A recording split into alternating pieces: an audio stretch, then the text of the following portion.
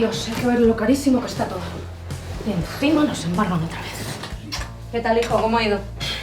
Pues como siempre. ¿Como siempre? Pues sí, que ya no quieres ni que deje el currículum. Joder, mamá, que necesito esos libros. Quiero esa excursión. Me gustaría poder estudiar para trabajar el día de mañana. Ha venido una carta de embargo. Viene mañana otra vez. No me jodas. ¿Qué dices? ¿Qué pasa con...? ¿Qué hacen? ¿Cómo que qué hago? Pues trabajando. Ya, pero es que todas estas cosas son mías. Quita, coño, ya, y esto es mi trabajo. ¿Qué quieres que te diga, guapa? Esto está muy estudiado, hombre.